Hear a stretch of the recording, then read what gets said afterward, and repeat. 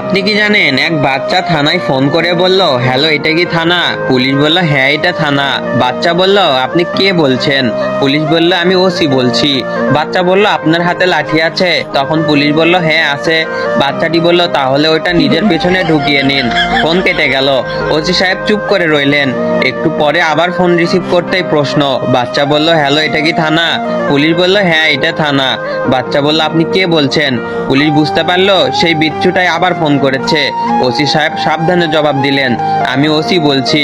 বাচ্চা বলল, আপনার হাতে লাঠি আছে? পুলিশ বলল, না নেই। বাচ্চা বলল, বাহ, এবার বলতেই পিছনে ঢুকিয়ে নিয়েছেন, সাব্বাস। সিএলআই দেখে ওসি ওই নম্বরে ফোন করলেন। ধরলেন এক ভদ্র মহিলা।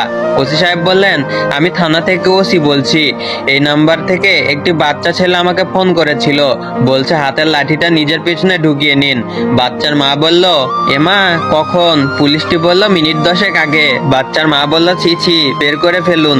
বাচ্চাদের কথা কেউ কি সিরিয়াসলি নাই? শুধু শুধু 10 মিনিট কষ্ট পেলেন, বাড়ি গিয়ে একটু মলম লাগিয়ে নিবেন।